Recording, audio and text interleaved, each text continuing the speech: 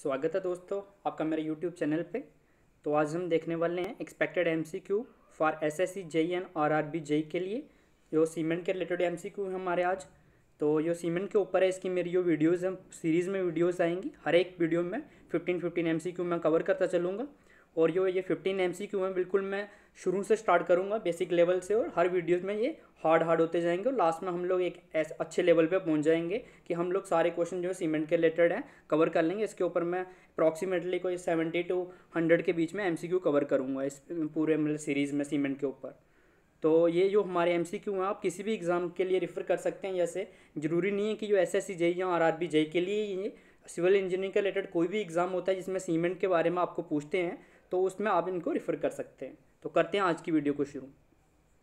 First question है मेरा, who invented Portland cement and in which year. जो Portland cement है उसको किसने इन्वेंट किया और कौन से साल में किया। तो ऑप्शंस देख लेते हैं। फर्स्ट ऑप्शन है हमारे पास विलियम एस्पिडन ने 1824 में।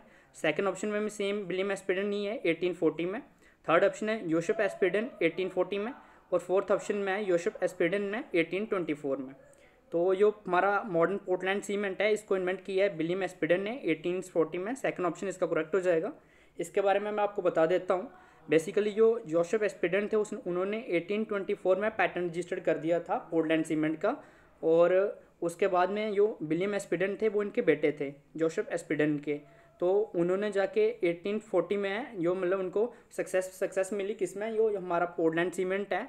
तो उनको इसका हम लोग मानते हैं कि इन्वेंट उन्हीं ने किया जो पोर्टलैंड सीमेंट था। और इसकी शुरुआत तो उनके पिता ने कर दी थी 1824 में पैटेंट रजिस्टर्ड करके। तो नेक्स्ट क्वेश्चन की तरफ बढ़ते हैं।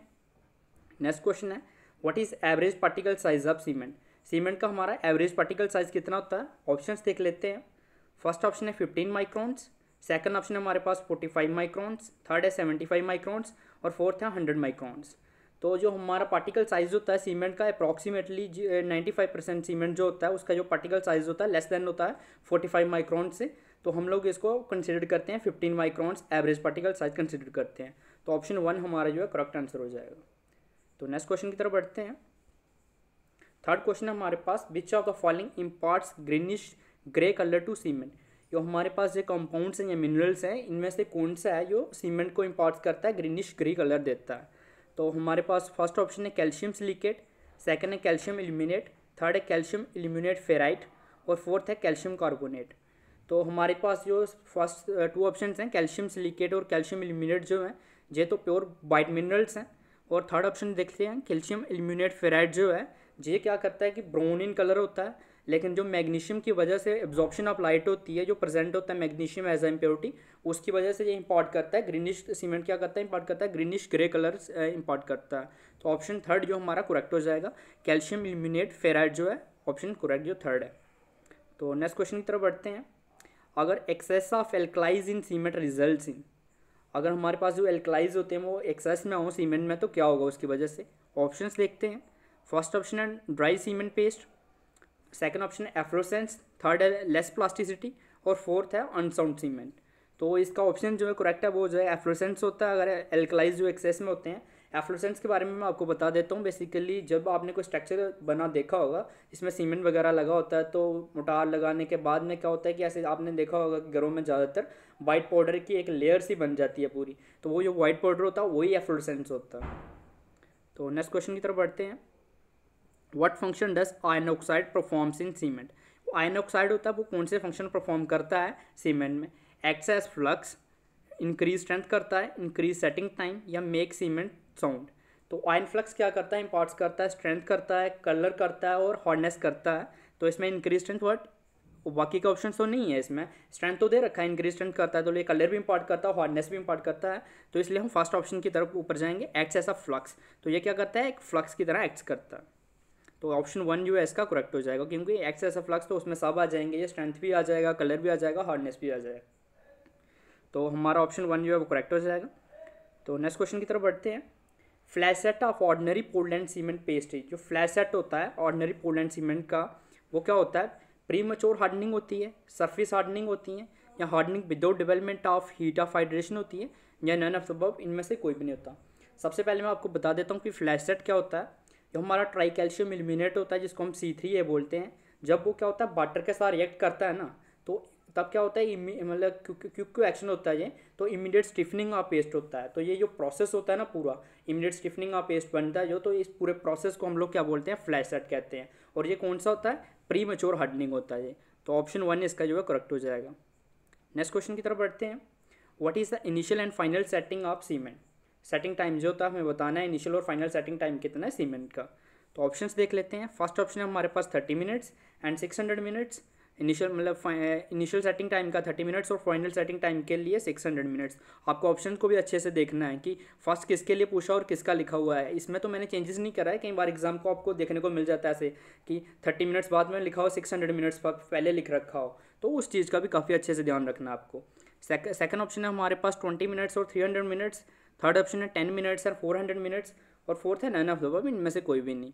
तो हमारा जो इनिशियल सेटिंग टाइम होता है ऑर्डिनरी पोर्टलैंड सीमेंट का, वो होता है 30 मिनट्स और फाइनल सेटिंग टाइम जो होता है वो होता है 10 हॉर्स। 10 हॉर्स को अगर आप कन्वर्ट करोगे तो एक मिनट में, एक हॉर्स में कितने मिनट्स होते हैं, 60 मिनट्स होते हैं। 16 × 10 करोगे तो 600 मिनट्स आ जाएगा। तो ऑप्शन 1 जो है हमारा करेक्ट हो जाएगा, 30 minutes initial setting time and 600 minutes final setting time. Next question की तरफ बढ़ते हैं। हमारे पास क्वेश्चन नंबर 8 है। 8 जो है, if silica is excess in cement. अगर जो सिल्का का कंटेंट है अगर वो सीमेंट में एक्सेस हो, तो सिल्का का कंटेंट कितना होता है, ऐसे 17 to 25% हम लोग सीमेंट में डालते हैं।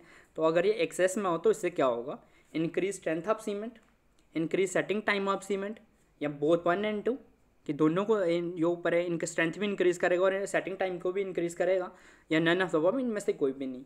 तो अगर हमारे पास सिल्का एक्सेस में हो जाता है तो उसकी वजह से क्या होता है, हमारी जो स्ट्रीम में सिल्का इम्पार्ट्स क्या करता है, बेसिकली स्ट्रेंथ इम्पार्ट करता है और क्या करता है, सेटिंग टाइम को इंक्रीज करता है। तो ये हमारा ऑप्शन 3 है, बोथ 1 and 2 इसमें करेक्ट हो जाएगा। नेक्स्ट क्वेश्चन की तरफ बढ़ते हैं। 9th क्वेश्चन जो है हमारे पास, which of the following aids quick setting property to a cement. जो क्विक सेटिंग प्रॉपर्टी होती है ना, तो वो कौन सा इम्पार्ट करता है कंपाउंड या मिनरल्स। फर्स्ट है हमारे पास मैग्नीशियम ऑक्साइड, सेकंड है सिलिकॉन डाइऑक्साइड, थर्ड है आयरन ऑक्साइड और फोर्थ है एल्युमिनियम ऑक्साइड। तो जो एल्युमिनियम ऑक्साइड होता है वो सीमेंट में क्या करता है, इम्पार्ट करता है, क्विक सेटिंग होता है। अगर एल्युमिनियम ऑक्साइड एक्सेस में होने लगे तो उसकी वजह से क्या होता है, क्विक सेटिंग होती है। तो ये क्विक सेटिंग प्रॉपर्टी जो सीमेंट की है वो किसकी वजह से है, एल्युमिनियम ऑक्साइड की वजह से होती है। तो ऑप्शन 4 जो करेक्ट हो जाएगा। बढ़ते हैं नेक्स्ट क्वेश्चन की तरफ। How many major ingredients are present in the composition of cement.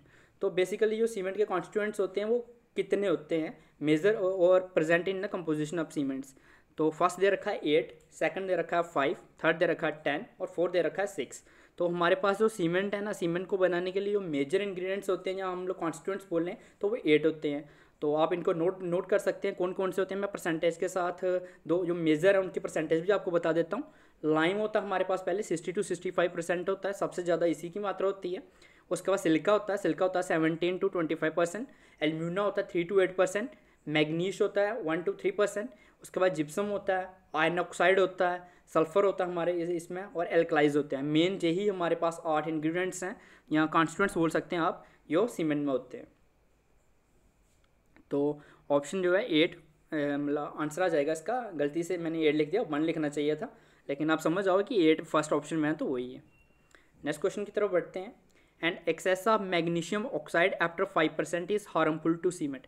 अगर हमारे पास मैग्नीशियम ऑक्साइड जो है अगर वो एक्सेस में हो जाए तो मैग्नीज कितना होता है, 1 to 3% होता है, लेकिन अगर जो मतलब 5% से ज़्यादा हो जाए तो उसकी वजह से सीमेंट में क्या होगा ये बताना अपने को। ये ट्रू स्टेटमेंट है कि फॉल्स है। तो ये ट्रू स्टेटमेंट है क्योंकि वो हार्मफुल होता है।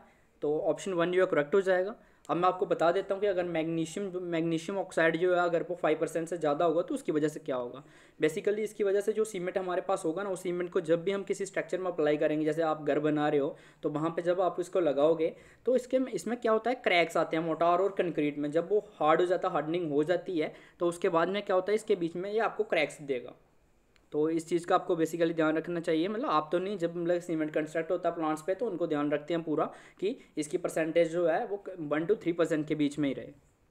तो नेक्स्ट क्वेश्चन की तरफ बढ़ते हैं। Soundness of cement is due to, ये गलती से डी लिख दिया, ऑफ है ये। Soundness of cement is due to, soundness किसकी वजह से होती है, लाइम की वजह से, सल्फर की वजह से, मैग्नीशिया की वजह से और ऑल ऑफ द अबव। तो जो साउंडनेस ऑफ सीमेंट होती है वो इन तीनों की वजह से होती है, लाइम, सल्फर, मैग्नीशिया की वजह से। तो ऑप्शन 4 हमारा करेक्ट हो जाएगा, ऑल ऑफ द अबव। आपको मैं बता दूं कि जो लाइम और मैग्नीशिया है उसके इनको चेक करने के लिए हमारे पास डायरेक्टली इनको हम मेजर कर सकते हैं, बट हमारे पास सल्फर को मेजर करने के लिए कोई भी टेस्ट नहीं है। तो ये चीज़ें आपको याद रखनी है, छोटी छोटी चीज़ें कई बार एग्जामिनर आपको पूछ लेते हैं एग्जाम में। तो नेक्स्ट क्वेश्चन की तरफ बढ़ते हैं। Nowadays wet method of cement manufacturing is used. तो इसका ऑप्शन देखते हैं, ट्रू और फॉल्स में हमें आंसर करना है कि जो बेट मेथड ऑफ सीमेंट है उसको हम मैन्युफैक्चरिंग में यूज़ करते हैं अभी कि नहीं करते। तो ये नो है। इसका जो सेकंड ऑप्शन है फॉल्स स्टेटमेंट है, ये अभी हम लोग जो है ड्राई मेथड को यूज़ करते हैं। बैट प्रोसेस जो था 1913 से लेकर 1916 के बीच में हम लोग यूज़ करते थे। 1916 के बाद में हम लोग अब कौन सा प्रेफर करते हैं, ड्राई प्रोसेस को प्रेफर करते हैं। इसकी वजह से क्या होता है, ड्राई मेथड है ना हमारा, इससे क्या होता है ये सीमेंट की जो क्वालिटी है उसको इम्प्रूव करता है और ये लेस पावर को यूटिलाइज करता है। तो इसकी वजह से हम लोग अभी ड्राई मेथड को यूज़ करते हैं। नेक्स्ट क्वेश्चन की तरफ बढ़ते हैं। What is the most dominant constituent of cement. तो ऑप्शंस देख लेते हैं, सिलिका, एल्यूमिना, लाइम, मैग्नीज। तो ये मैंने अभी पहले ही आपको बताया कि जो लाइम होता है हमारे पास मोस्ट डोमिनेंट होता है, इसकी जो परसेंटेज होती है 60 to 65% के बीच में हम लोग लेते हैं। तो ऑप्शन थर्ड इसका करेक्ट आंसर हो जाएगा। बढ़ते हैं नेक्स्ट क्वेश्चन की तरफ। तो gypsum is added as an admixture to cement to. जो हमारे पास जिप्सम होता है उसको हम सीमेंट में एज ए एडमिक्सचर क्यों ऐड करते हैं ये हमें बताना है। तो हमारे पास फर्स्ट ऑप्शन है accelerate the setting time, second option है retarding the setting time, third option है इंक्रीजिंग द प्लास्टिसिटी और फोर्थ ऑप्शन है नन ऑफ द अबव। तो हमारे पास जिप्सम होता है बेसिकली ये क्या करता है, हमारा इंक्रीज करता है इनिशियल सेटिंग टाइम को।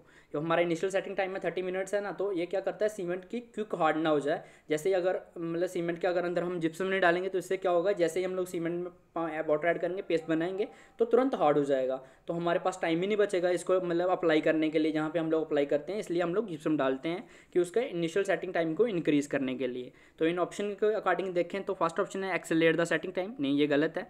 रिटार्डिंग द सेटिंग टाइम, तो सेकंड ऑप्शन जो है हमारे पास करेक्ट हो जाएगा। तो इसका ऑप्शन सेकंड ये करेक्ट हो जाएगा। तो आज आप हम लोगों ने देखे 15 क्वेश्चन मैंने जो लाए थे आपके लिए सीमेंट के ऊपर, तो वो हमने पूरे देखे। नेक्स्ट वीडियोस में मैं नेक्स्ट 15 क्वेश्चंस लेके आऊँगा, ये पूरी सीरीज़ में आपके पास आएंगे। क्वेश्चंस मैं लेके आता रहूँगा आपके पास। तो थैंक यू, आपने मेरी वीडियो को देखा। तो इसे ज़्यादा से ज़्यादा लाइक करें, शेयर करें और मेरे चैनल को सब्सक्राइब कर लें और बेल आइकन को भी जरूर प्रेस करें ताकि जब मैं नई वीडियो बनाऊँ तो आपको नोटिफिकेशन मिलती रहे। Thank you.